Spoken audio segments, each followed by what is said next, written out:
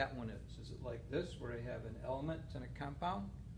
Or I have an element switching places? No, so I don't have an individual element here. All right. Is it like a decomposition? No, because I've got two compounds here. This only has one compound. If I only have one compound, all I can do is split apart into things. Okay? And it's not two individual elements getting put together. I've got two compounds already, and they're never going to be put all together. You would never find all these things all in one compound. Very, very unlikely. So it looks like it's going to be that double exchange, very similar to number 4, where I had a compound, and the two sets of ions switch places. So let's see how that would work in this reaction. So copper has a positive charge, sodium has a positive charge. So those two are going to be the ones that switch partners. All right? And so I'm going to get copper with PO4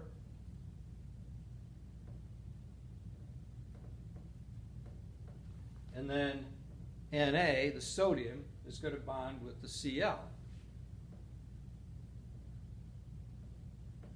to form sodium chloride, which is table salt, right? Now, what about all these subscripts that I didn't write down? Well, again, just like what we had to do in these other ones, I have to write, or I have to look at the charges to see if I need a subscript. On my periodic table, sodium is in column number 1, so it has a +1 charge. Chloride, we've already seen, has a -1. So +1, -1, I don't need those subscripts. So I'm not going to take this subscript 3 and put it there, and the subscript 2 and put it there. Because if I had a 3 and 2 there, they wouldn't balance their charge. I need one sodium and one chlorine to balance the +1 and -1 charge of those two. Okay? Copper phosphate. If I go back and look at my yellow sheet, I would find that copper has a +2 charge. Phosphate has a +, or a -3 charge. So how do I get something to balance with the 2 and a 3? Least common multiple of 2 and 3 is 6, right? So I need 6 positive charges, 6 negative charges. Copper has a +2, so how many +2s do I need to make +6?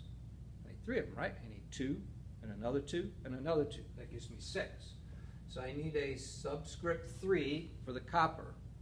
And then the phosphate had a -3 charge. How do I get that to a -6? I need 2 of those, so I need 2 -3s, right?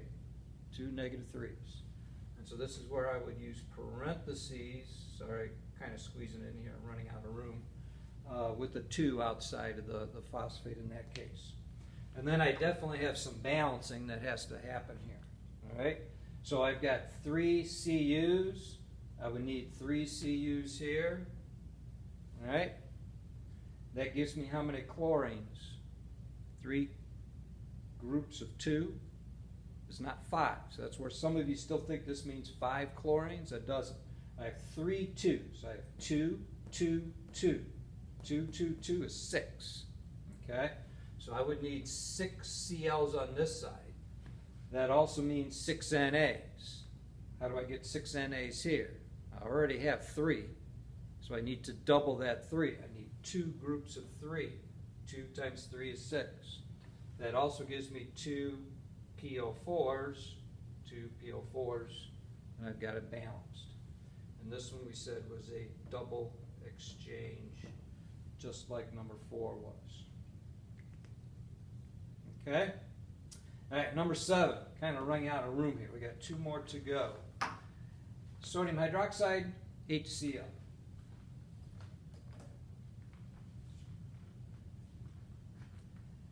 So HCl, let's come back over here. HCl, sodium hydroxide, they both look like clear liquids, okay? Not a big deal. So if I take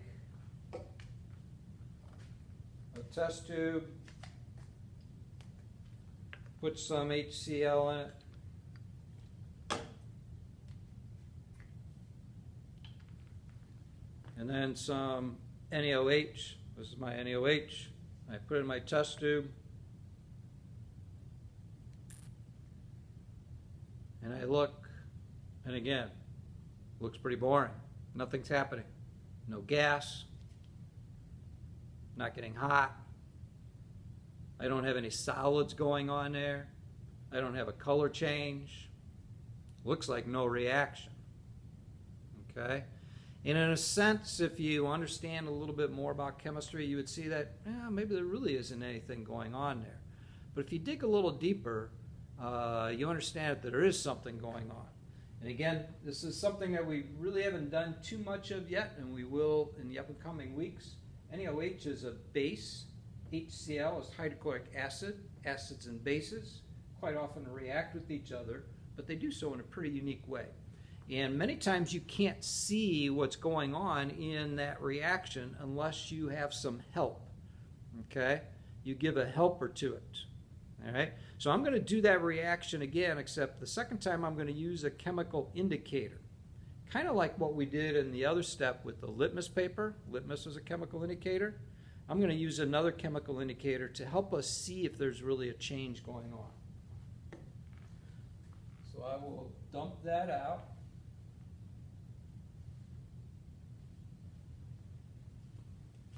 And I'm going to add some hydrochloric acid to it. And this time, I'm going to add a chemical indicator called phenolphthalein. It tells us when we have an acid changing to a base. Okay? And see if we have a chemical change. So if I put a drop or two in here, looks like I got my dropper kind of plugged up.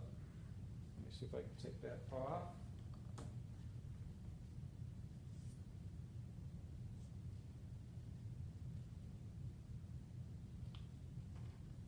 I just took the dropper part off, so I'll probably end up adding too much, but let's see if I can get just a drop or two.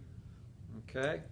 Yeah, that's not going to add too much here. Let me go back and see if I can get another bottle here real quick of this. Be right back.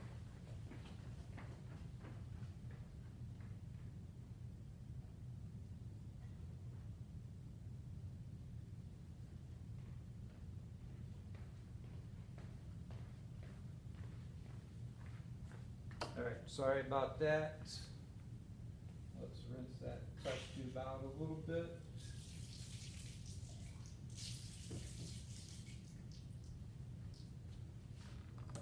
Okay, so let's start over. I'll add some hydrochloric acid. And I've got another dropper of phenolphthalein that hopefully will drop out for me. Okay, so I got a couple of drops in there. Now, what I'm going to do, where's my NaOH? Now, for my NaOH, I can add it. Now, let's see what happens when I add my NaOH now.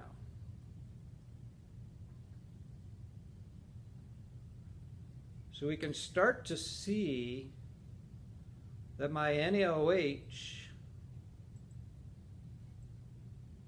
I'm going to add a lot of this so I get a good reaction here in a minute.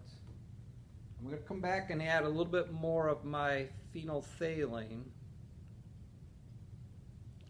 And you'll see I've got a change going on up at the top of my chemical reaction. Okay? And that's because I put most of the base there. Okay? And as I mix it into my acid, which was on the bottom, I had HCl in there first, and mix it in with my base, I can kind of see a reaction going on now. Okay? So that phenolphthalein, that chemical indicator, gave me a good indication that I had something going on. All right? Got a color change. So acid-base reactions are sometimes difficult to determine if you have a good chemical reaction or not.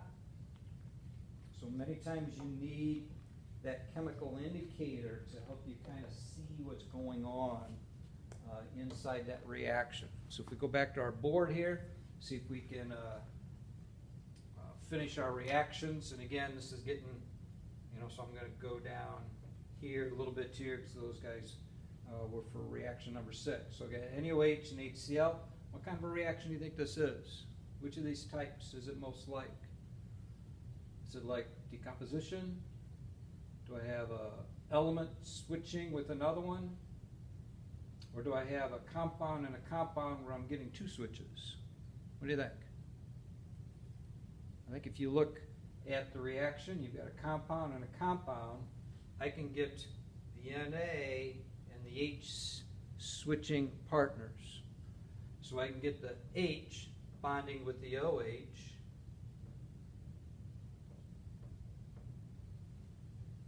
and the Cl bonding with the Na.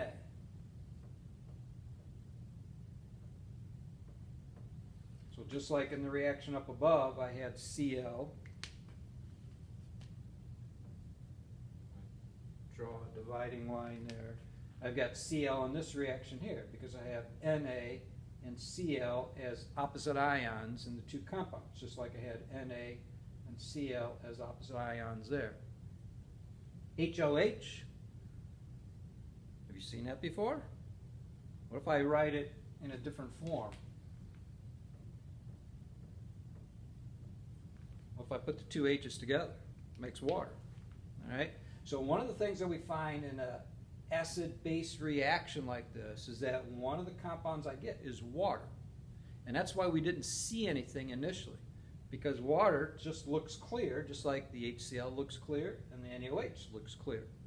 And when I take salt and dissolve it in water, I still have a relatively clear solution. And so it took that chemical indicator that I added to help me see that I actually had a change going on, because otherwise I couldn't see it on its own. All right, last one, number 8, C2H5OH. Do you remember this OH from second semester last year? Hold on, I got my phone going off.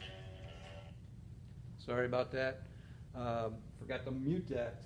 I don't know if you remember the OH from second semester, what kind of a chemical that it indicated, an ester, an alkane, an amine, okay?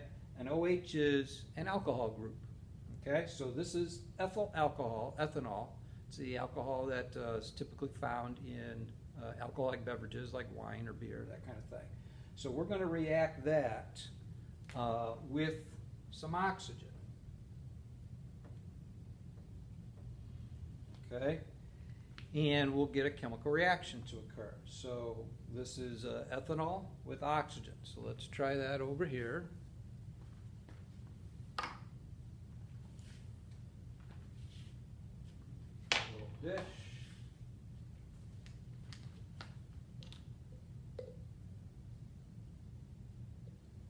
Put some alcohol in it. Okay. Got my dish here with alcohol in it, just looks like a clear liquid. Okay, so what I'm going to do here is I'm actually going to turn the lights out because this is a little more visible with the lights off.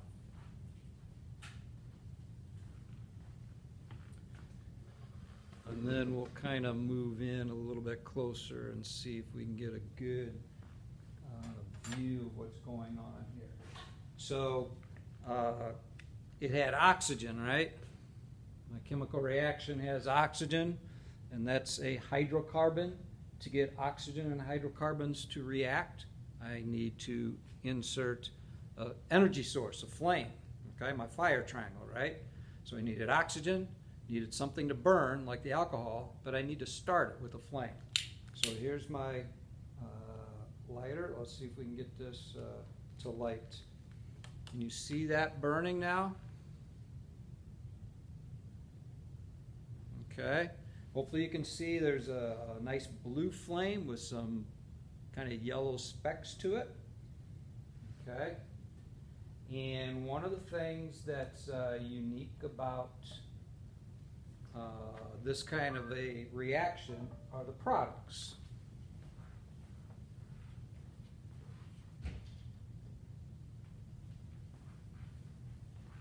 So one of the things I'm going to do is I'm going to hold a beaker, just an empty beaker, above the flame for a few minutes, for a few seconds probably. And we'll see if we get evidence of another product here. Sometimes it's kind of hard to see